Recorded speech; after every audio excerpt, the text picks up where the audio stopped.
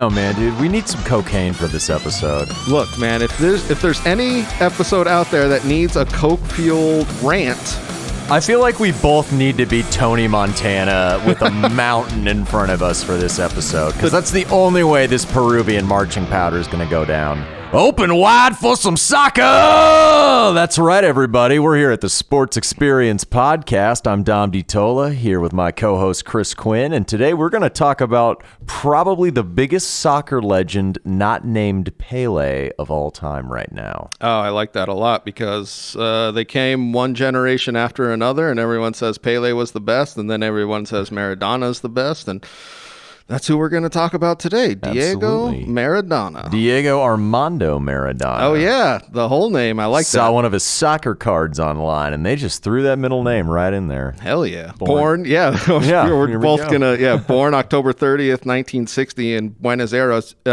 We actually just looked this up. Seriously. It was a shanty town outside of Buenos Aires, and I was like, oh, they were calling those villages something. And it's like their literal translation was miserable villages. Which is always a great selling point if you want people to come to your neighborhood. Just say, oh, it's miserable. Don't worry about it. No, I love it. They're just like, these are the worst places in Buenos Aires. And there really was. It was a shanty town. Like, you like that car that you're driving? Yeah, it'll be gone by the time you try to leave here. Nobody would drive a car in there. Come on now. That's true. I want to bring this up because it made me think of the Rodney Mullen episode where he had a friend when he was a kid who played at Argentinos juniors. Yes. And said, hey, to the coach, you have to see my friend. Yeah. And the coach was like, okay, like you can bring him. But like the kid was so like, this is the greatest player you're ever going to see. And everybody was just kind of like, what the hell's wrong with this kid? But it made me think of Rodney Mullen where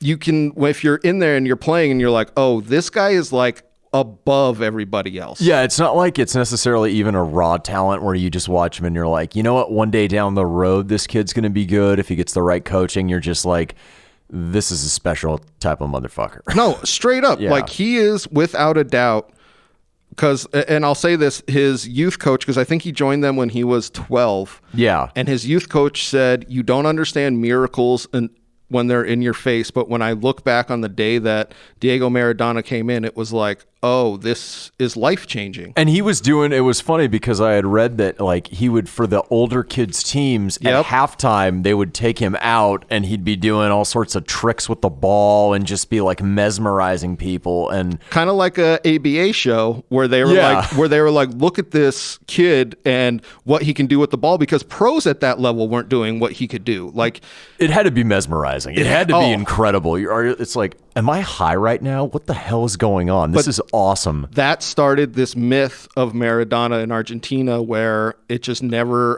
he lived up to all the hype. And I remember, I think it was one of his coaches was like, are you sure you're 8 years old? They had to check his ID. Yeah, check his ID. Yeah. Yeah. I was just fascinated by that like at such a young age, you could see what a prodigy he was. Well, they thought that he might have had some sort of dwarfism or something like that. Well, because they thought it reminded me of Messi. Yes. Almost. Oh, 100%. Because they thought that he was like 16, hadn't grown into his body, and they were like, no 8-9-year-old has this kind of skill. Maradona did. And Messi did. He ended up going to 5'5", but unlike Messi, he didn't have like the genetic deficiency that made him like Messi's like what 5'7" or something. Yeah, that's with the HGH when he was growing. So Messi without it probably would have been like 5'1". You know what I mean? Like I'm just saying. So back to our man Diego. So he plays for Argentina's juniors for 5 years, and they are the bigger, so this is like still at the amateur level. Yeah, it's almost like the Newell boys we talked about with Messi kind of. I'm kind of trying to gain some perspective as far as that. Yeah. So he is, and this is something that is talked about in this era, is these youth players aren't brought up fast enough. Yeah. So he's about 19 when he goes to Boca Juniors. Yeah, Boca Juniors is where he really starts to have his career take off. Well, I found this interesting because he is asked, so he's in high demand at this point. Yeah. Boca Juniors is his boyhood club that he supported, but is in kind of financial peril, and it doesn't have the best team. Yeah. River Plate, who is like their rivals, Yeah. has a good financial status at this point and has a good team, and they made like a bigger attempt to get him, and because of who Diego Maradona is, he was just like, no, I'm going to play for my team, Boca, and decided them over River Plate, and I think that is why he will forever be in the Boca Juniors' hearts, because he only played one season. Yeah. After that, it was pretty much done for him because he's on to bigger and better things. But yeah. So I want to talk about this. They buy him for $4 million, which because we had the this equivalent discussion. of it, because it's like we've had this discussion, and I looked it up every single time. I was like, all right, what's that in dollars? So it was like 4.1 or whatever $million, which was a world record at that time. But they knew they were investing in somebody that European clubs were going to buy. So Boca was in financial trouble, but it was almost like, we see this investment. Well, exactly. It's just like, we're investing in this special talent that somebody in the Champions League or whatever they were calling it at the time is going to want to, buy him, and we're going to make our money threefold. Yeah. So that's essentially their plan. Let me look. Let me look at my notes. And then let me go back to 78. 78. Yeah, that's a pretty crucial year. Got to go back to this World Cup. Yeah. So because he's 18 now. He's 17, 18. This is his, and he's playing. I think he played 5 or 6 of the run-up matches to the World Cup, and everybody thought he should have been a bench player. And he should have been a bench player. And mind you, this is an Argentina team, which I'm sure you'll get into, which does pretty well in the 78 World Cup. And this is what kind of pissed him off, was he felt like he was good enough to be in that World Cup, and the reason why he was left out was because of his age. And this is something that is not happening now. Well, yeah, obviously now, if you're good enough, you're on the field. That's which what I can't. yes. Which I'm confused by. I mean, I know that team is good. I mean, like they were stacked. Yes. Yeah. The 78 team, they were. I think that Osvaldo Ardiles guy who played for Tottenham, because I saw a documentary on him. He was on that team. I mean, they were like locked and loaded. So the 78 Argentina team wins the World Cup. He's a little bitter at this because he felt like he should have been there, and a lot of people felt like he should have been there. Absolutely. So that's just kind of the way it goes with a coach kind of overlooking him. Yeah. So now we get into 82. Yeah. Because we have a World Cup in Spain. Yes. And right before the World Cup in Spain, Barcelona come in and buy him. Yeah, and I mean, he had an incredible year, or incredible career for Boca Juniors. I mean, from 76 to 81, he scored 115 goals in 167 games. That is mind-boggling. That was with Argentina's juniors. Yeah, the Argentina juniors, yeah. And then he goes to Boca and has a great season, and they actually win, or they might have got second. I don't know. But you're right. He has these goal-scoring records that nobody else is having in this He's time. like a magician on the field. It was like watching like a more like rotund Messi. It kind of like when I was watching him, because, the sport is so foreign to me. I'm just like, the ball sticks to his feet, and like what he does with it, like the nutmeg I had read about, kicking it through another dude's wickets, like, come the hell on. And this is when your technical player would get cleared out. So there's a lot of video of him literally jumping tackles. That was something else where you see Messi sidestepping tackles and going. He literally has to like dodge them. And it's a different game from, essentially late 70s to 94 is when he retires. The game changes in that time, but he is so targeted throughout his career. We'll get into that. But he's such an adept talent, and I think that his height almost to me works as an advantage because he can change direction so quickly, and he's not like forced to like turn his hips as much as a taller player and things like that. It was just mesmerizing. I know I've used that word before in this podcast, really is. but good God. Yeah. So he goes to Barcelona, and the first game that Argentina... So he goes to Barcelona for a world record, $7.6 million. Yeah. So they almost doubled Boca almost doubles what they paid for him. Good on you for investing. Which is exactly what he wanted for his club. This is something that we talked about with the Lionel Messi episode, where Messi left for free, and there was a lot of hostility for it. Yeah. Maradona and the club was like, hey, let's pump money back into Argentina, which a lot of people do, and I mean, we can talk. Well, they shit on especially that. need that now, considering the political times and all the Yes. shit that's going on. I mean, Yes. everybody's hurting for money at that juncture. So 82 World Cup, first game, Camp Nou. They actually lose their first game, Yep. and the Barcelona fans are kind of bummed about this. They lose to Belgium, and you can see that the entire defensive strategy against Argentina in this World Cup is take Messi out. Or, I mean, excuse me, take Maradona, I know. I'm probably out. going to make the same mistake, dude. Oh, man, take Maradona out, and Argentina can't work. And you can, this is probably one of the tourneys in which, I mean, it happens to him all the time, Yeah. but they are literally like lunging at him. And the tackles are just, what would be harsh reds today are like soft yellows back then. Good Lord. So, lose the first game. They actually end up beating Hungary and El Salvador, which I want to talk about the El Salvador game. El Salvador is already eliminated. They just lost to Hungary 10-1 or something like that.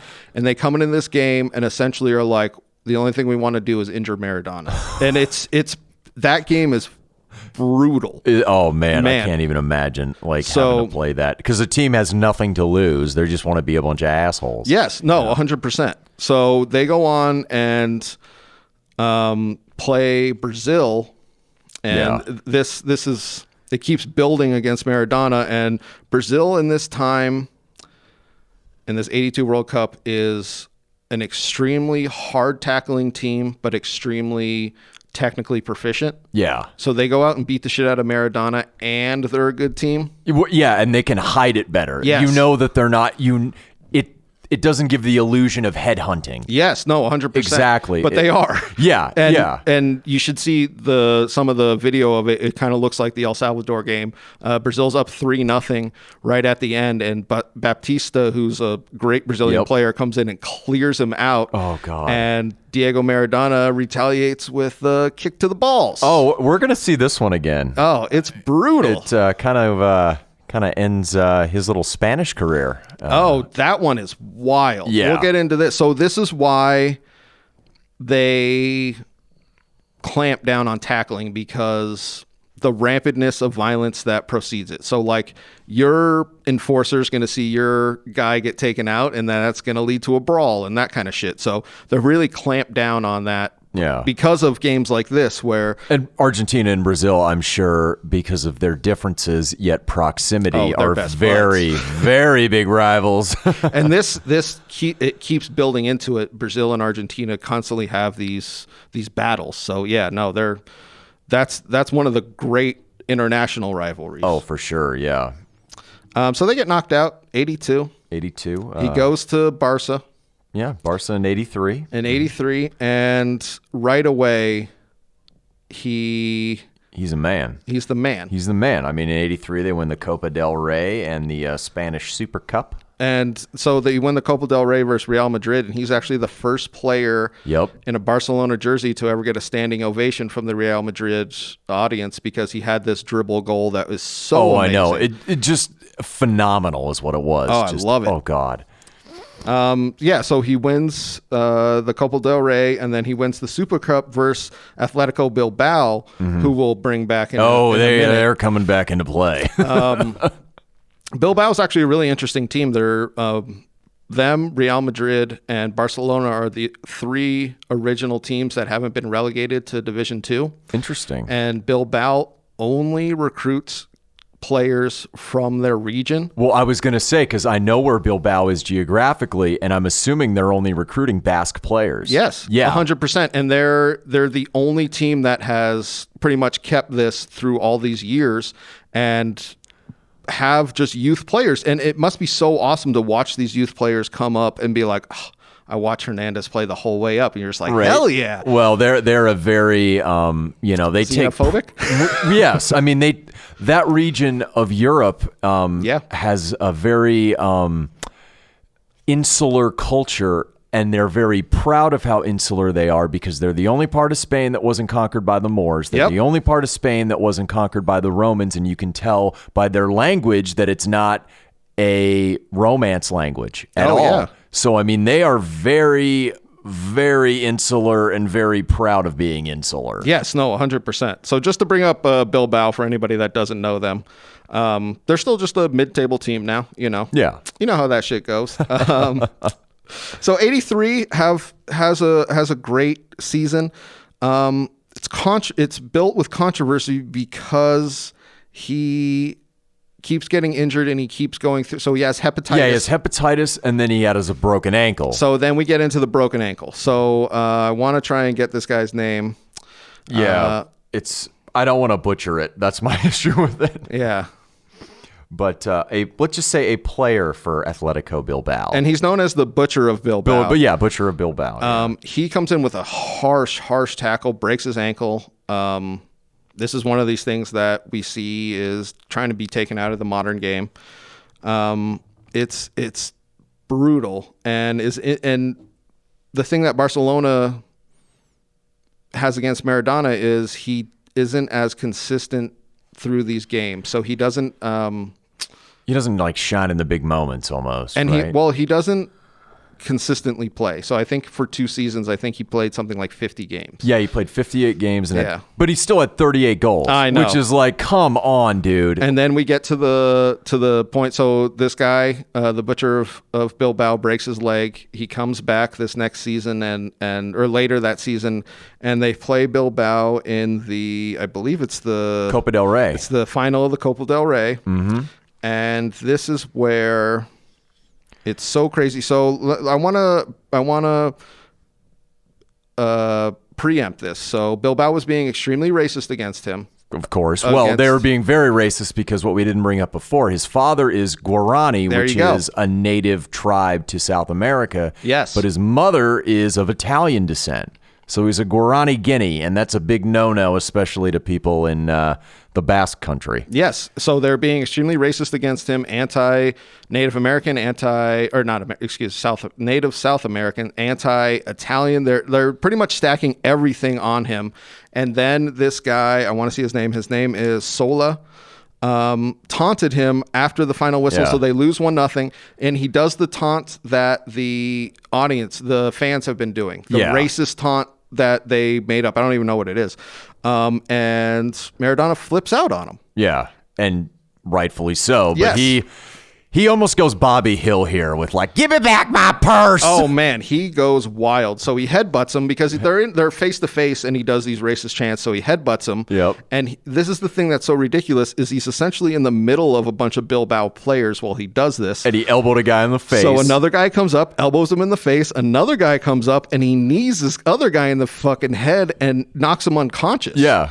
And then you see the Butcher of Bilbao see this, the enforcer, and he comes up and jump kicks Maradona. It's one of the craziest scenes you'll ever see in a soccer match. So they say that it took everything to keep the fans in the stands. It did, yeah, honestly. Because both teams because this is when Barcelona players come over and both teams are flat out fighting like it's hockey. Hey everybody, just want to take a quick break to let you know that our Sports Experience podcast is brought to you by Engle Studio here, and they're here in Tucson for all your recording needs. Well, and it's funny because if you think about it geographically, you have Barcelona, which is in Catalonia, which is wanting to be a separatist country of their own, don't consider themselves Spanish. And then you have Basques up in the North Country who are a separatist country who wanted nothing to do with being Spanish. So you know that hatred has to just boil over. And you know Madrid is just laughing their ass in the off. middle, just like, God. You know, if Franco was alive, he was probably laughing at all of this. He wasn't, but he was laughing from hell somewhere. Yes, so. Exactly. Whoa. Franco in hell?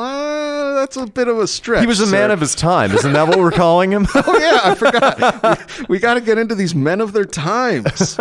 Just excusing all of those horrific things that they do. But this isn't that podcast. We're getting back into Maradona. But that 84 Copa del Rey, like that pretty much signals his exit from Barcelona.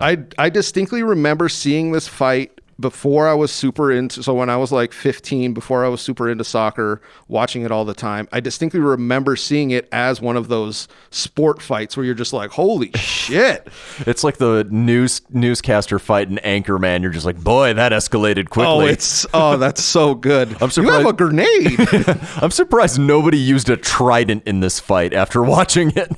So Barcelona's board said that they were extremely disappointed with Maradona's actions. This happened in front of the King of Spain. And they said it was televised to what they think around 50 or 60% of Spain. So like everybody saw it. And Barcelona said at this point, even though they felt like Maradona was the greatest player in the world, they still had to sell him. It's a black eye for your franchise. I mean, it's kind of like that Malice at the Palace fight between the Pistons and Pacers, how a lot of those guys were dealt afterwards. Yep. It's like, we just don't want to see him in that uniform. We can't justify this shit. Like, come on now. That fight was pretty...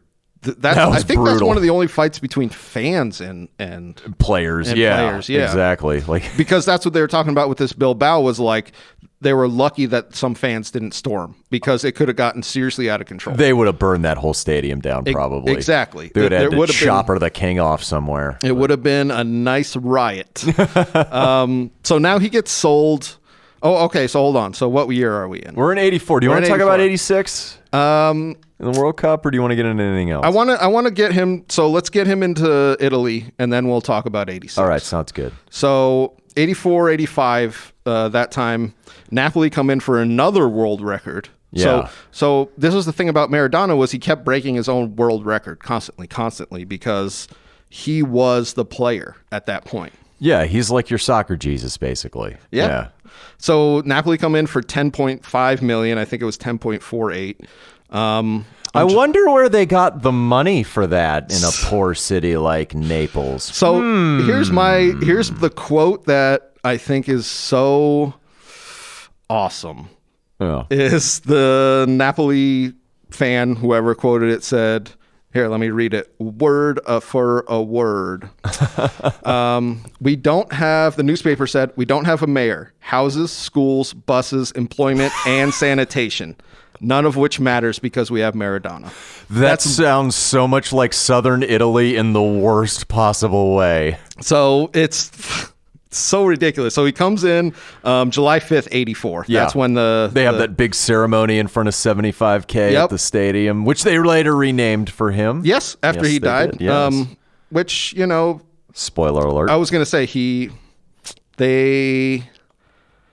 the way he leaves is sad, and we'll definitely get into it. Yeah, we'll get into that. So 85, he comes in and has a rough start, but the team isn't that great. Yeah. So classically in Italy, and we're going to get into this because I feel like we'll do our Italian soccer episode sometime down the line. Classically in Italy, the northern teams with all the money. AC Milan, Juventus, and Inter Milan. And Roma too, but they're not necessarily northern or whatever. Well, I'll get into this right now. Yeah, okay. Okay, so what my dad explained to me, my family is from Basilicata, which is like the soul of the boot. Okay. Kind of the very bottom, Potenza, that area. What he described to me is Italy is a lot like America.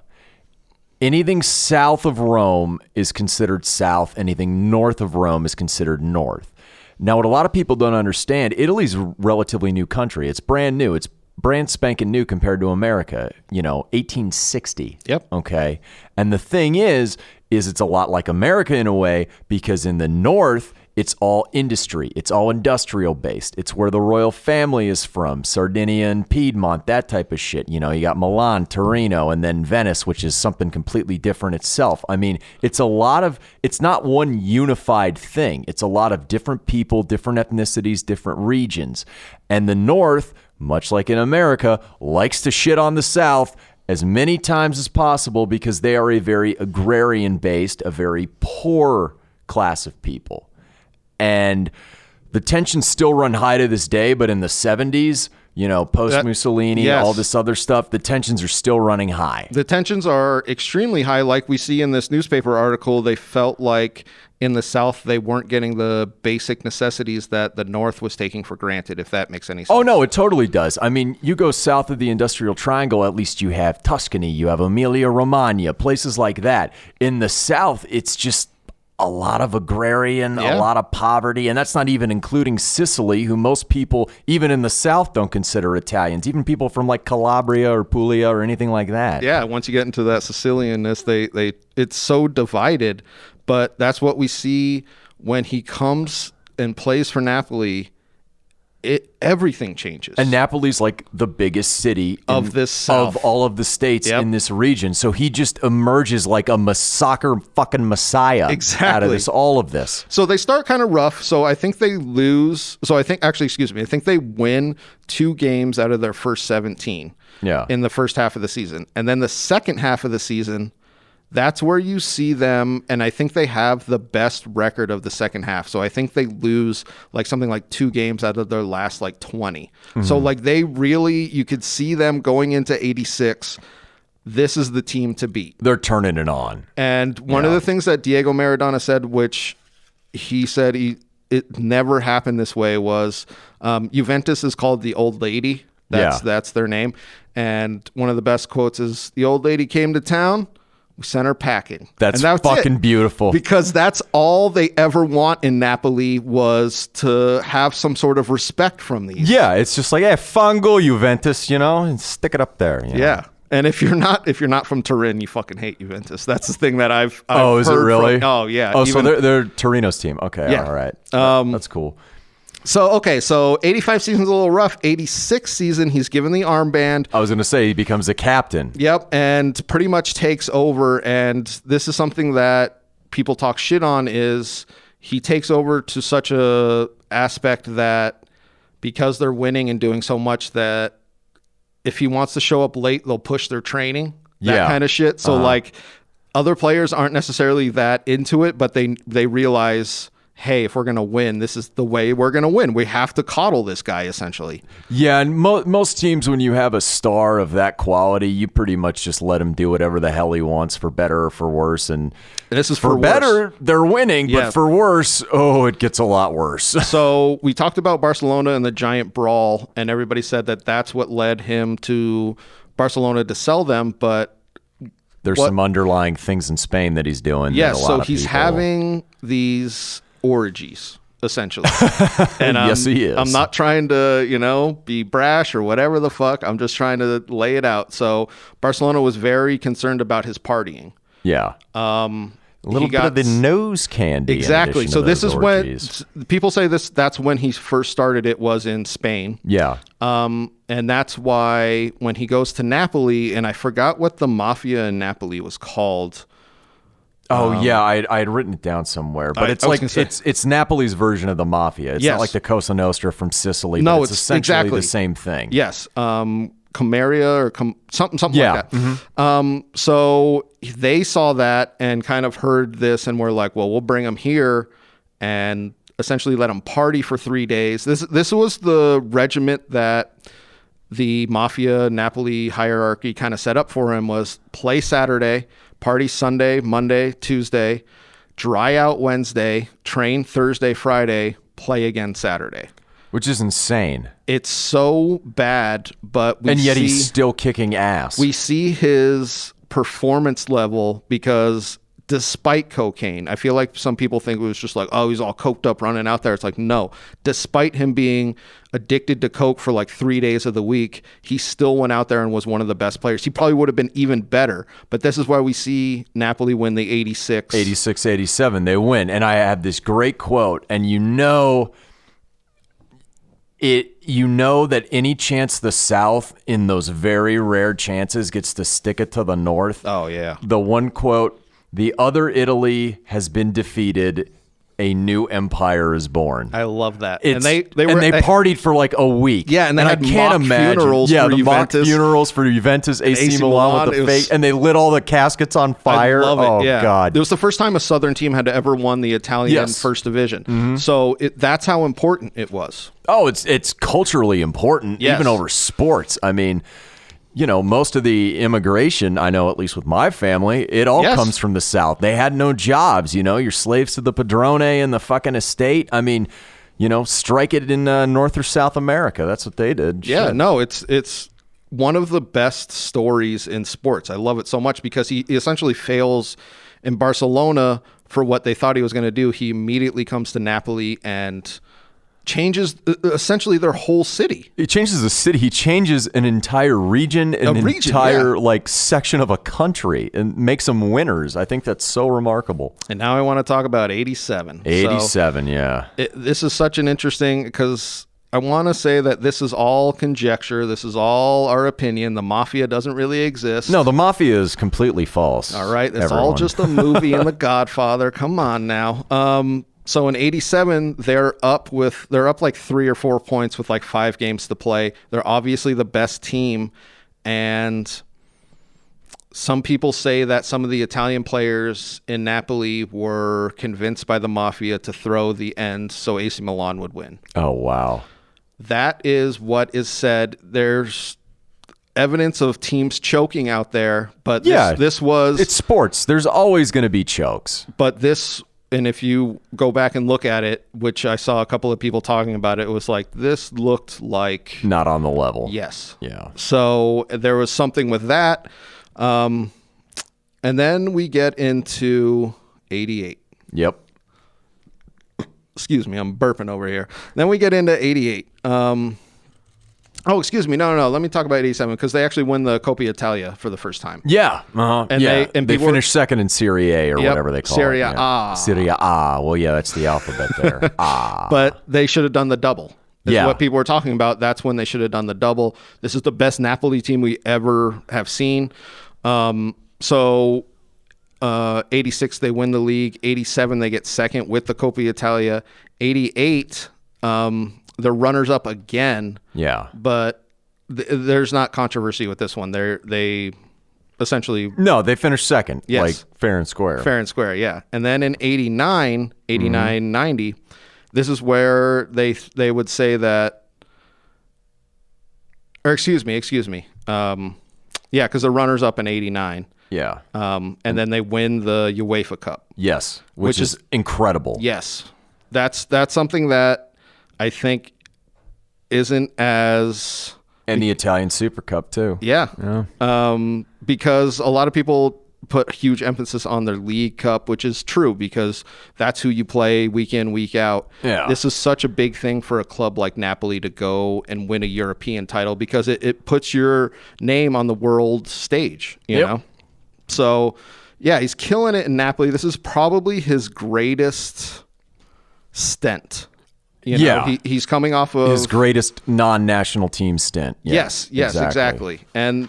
Because in, what do we say? This was 89-90 where he's doing all the winning again. And then, so let's go back to 86. 86. Because I wanted to talk about Napoli and the Mafia because in 86, they have this World Cup that's supposed to be held in Colombia. Interesting. And... That's a good place for a cocaine addict. So FIFA says, hey... Medellin is the murder capital of the world. We're thinking about moving it. And Colombia was like, it's probably a good idea because FARC's coming up and they're looking to kill anybody. There's this civil war happening in Colombia. Yeah. There's the huge cocaine deal. So this World Cup gets moved to Mexico. Less cocaine, but still a better time. It's where it gets transferred through, not where it's process. Exactly. I don't know, whatever. Right before the World Cup, Mexico's hit by their biggest earthquake in the 1900s. That's right, yeah. So they're reeling. Everyone says that this World Cup almost didn't happen. Yeah. And then Maradona comes in, and that's why everybody says this 86 with Napoli winning the league, and then this 86 World Cup is his... This guy's going to be on top of the goddamn world. Yeah. No, I mean, he was untouchable. Yeah. Essentially. So let's talk about this 86 World Cup. Let's talk about it. Who do they play first? I'm looking at my notes here. Sorry. They run through their first few games. Yeah. Until they get to the quarterfinals against kind of the big one before the final. So yeah, so I want to talk about this quarterfinal. You're right, because the quarterfinal is the most important game, Yes. even over the championship, and I think we know why. I went back to our Messi episode. We actually brought up the tensions between England and Argentina, and I want you to kind of touch on that because this was, I think, 4 years after. 4 years. So in 1982, England, well, not England, but the United Kingdom went to war with Argentina over a couple of disputed islands off the coast of Argentina called the Falklands, or for those of you in South America who still believe so, Las Malvinas. Ooh. And a 74-day war broke out between England and Argentina, which England won and regained supremacy in the Falklands. And a lot of people in Argentina to this day are still pissed off over it, and they still try and lay claim to said islands, including South Georgia and the South Sandwich Islands there in the South Atlantic. Yes, exactly. And it was a very large national embarrassment because Margaret Iron Lady Thatcher just sent the military down there and kicked the shit out of these poor Argentinians. That's what Argentina's take on it was. Yeah. They didn't need to be so brutal, essentially. They didn't need to be so brutal, but if your proto-fascist regime is trying to lay claim to some stuff that's been in British hands for a while, the British haven't been too kind to people who try and fuck with them militarily over the last centuries. The British record, this was actually nice by their standards. Yeah. It's not like they were the Indians or anything. Jesus Christ. So we get into this quarterfinal game, 0-0. Maradona goes in for this header almost. So like the English player kind of loops it back to his goalkeeper. And this is back when if you played it back to your goalkeeper, he could grab it with his hands. You can't do that now. Okay. So he's going to play it, and Maradona can tell that he's going to grab it above his head. I mean, it's almost impossible to do that. So he goes up and pretty much puts his hand on top of his head and essentially punches the ball into the goal. And it's pretty evident when you watch the tape that it's not his head, or it is his head, but it's also another appendage. Yes. And it's the appendage you can't use in soccer. And the English players are they think it was so obvious that they're like barely even protesting. Yeah, they're just like standing around like, oh, okay, well, that's not a goal. Exactly. And Maradona, to his credit, is looking at his teammates like, celebrate. Yeah. Celebrate. Celebrate it. Come on. Yeah. They might give this one to us. And they did, assholes. because this was before VAR, the virtual review. Yeah. This is before all of that. And the ref just flat out missed it. And it's one of those unfortunate events. Like, you can't blame the ref. This wasn't one of those times where the ref was paid off. And no, it was just he wasn't paying attention. Yes, he just flat out missed it. And you don't have the luxury of replay, and that's always what you do. They're still humans, and it was almost like telling England, go fuck yourself. You may have taken our islands, but you're not taking this puppy back. Oh, that's what they said. It was such a redemption for them. So I want to talk about this. What do they call it? The hand of God? The hand of God. And that was his quote for it for a very long time. Yes. And I mean, so I want to talk about his second goal. It's like the goddamn Tuck rule. Fuck you, Tom Brady. I hope you lose by 60 tomorrow. Sorry. No, he's a Tampa Bay Buccaneer Bitter now. Steelers fan here. That's okay. But he essentially has this goal right after it. So it comes 4 minutes after, and a lot of people oh my God, say, it's amazing. A lot of people Holy say shit. it's the greatest goal. It was voted obviously greatest goal of the World Cup, but they say it's like top 2, 3 of greatest goals of all time. He went like, what, 60 yards with the ball? Yep. And right just behind half. deked everyone. Like dude. we were saying, how he just like steps aside of people because he's so small. It's without a doubt one of the most beautiful goals you will ever see in your life. And one of the quotes that I absolutely love is Diego Maradona from that day, half angel, half devil. We don't know which is which, though, because it was, like... It was honestly one of the most amazing goals in soccer I've ever seen. And because he scored those two, they proved to be the margin of victory 2-1 against England in this quarterfinal. Yes. And they end up winning the semifinal against Belgium, and they're set up against still West Germany in the final of this World Cup. And West Germany and Argentina actually meet in a lot of finals, and they still have been... Well, they meet in the 1990 one.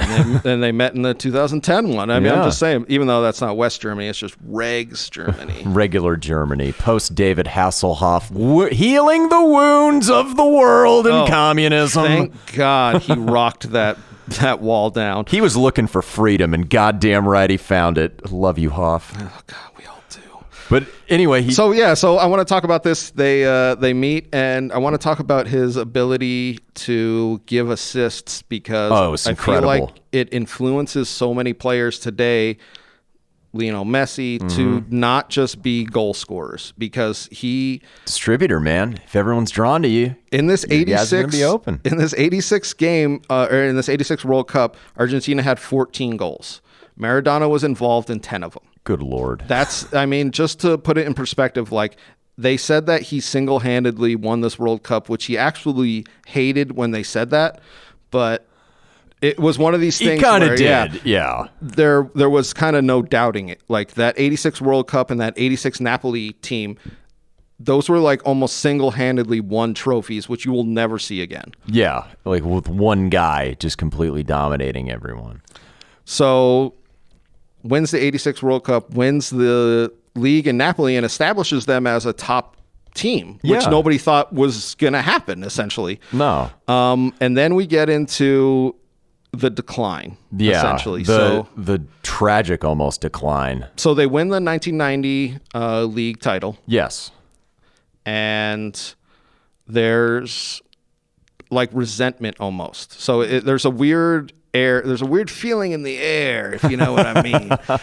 Going into this 1990 World Cup, which is held in Italy. Yeah. Yeah, I remember when I took Italian, actually at the U of A, one of the songs we listened to in completely Italian was the Italian World Cup theme from that year. Yeah. Because it's like easy to identify words and you can figure it out. So like I'm totally aware of all of this. Yeah. Yeah. So game one, they play in the San Siro, which is AC Milan and Inter Milan Stadium. Mm-hmm.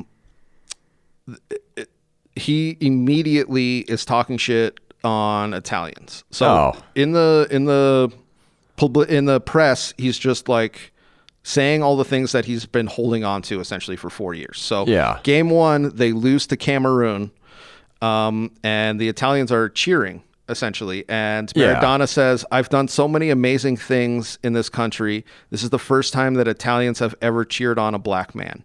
So he's just just like ripping them.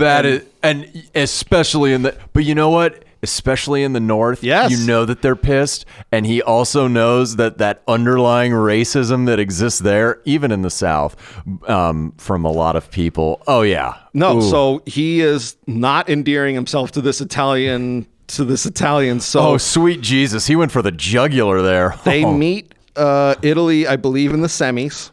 Yeah. And they play in Napoli's home stadium. Yeah. And he comes out before the game and says, what would you call someone from Napoli?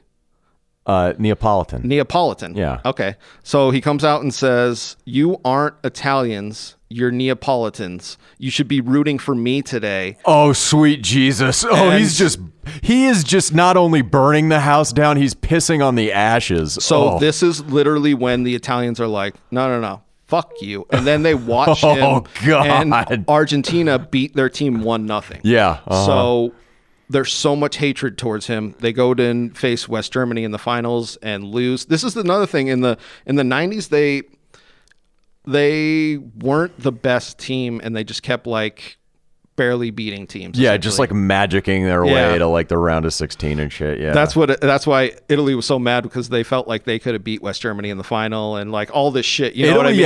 I have done research. They have had a pretty successful track record against the Germans in World Cup play, and they would have been playing at home. Yeah. Like it was all this shit where they were just like, "Oh, now Maradona, I hate you." So this is where we see him lose the protection of the mafia. Yeah, but that is I'm going to say it, that is some first-class trolling on his part. Was it warranted? Probably not, but good God. Was it cocaine-induced? Probably. So the mafia for years have been helping him hide his cocaine addiction. They get other players to substitute his urine. I told you they had this regiment where they pretty much put him on of partying and these orgies and these... like getting him dry every single week. So this was... What a life. I know. This was pretty much mafia based. He comes back to Italy and they're like, "Okay, you're not under our protection anymore." He immediately tests positive for cocaine. He just starts pissing hot. And then so this is another thing, is sometimes the bans aren't as egregious for their first violation. They were like, "We're going to throw the fucking book at you."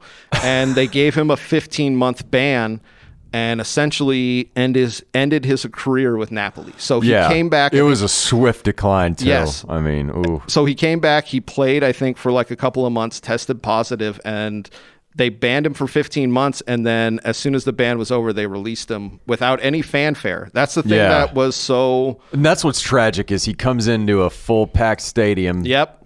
And... he's leaving now. And I mean, is it a way to treat your all-time leading goal scorer at 115? Probably not. Nope. But, you're going to make comments like that, you're going to sleep in the bed you made, friend. Yeah, it's sad because, and we've talked about this before,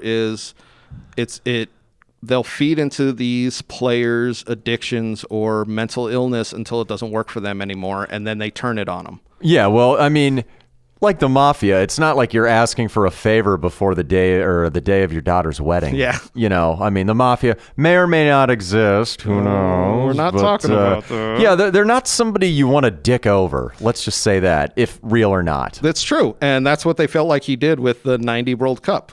On purpose or not. So he has 2 years out of the game. He goes to Sevilla for a year, which is a team in Spain. He does not have a very good time there. He goes back to Argentina. Plays for Old Boys, plays for Boca Juniors. So he's kind of bouncing around, and 94 World Cup comes up in America.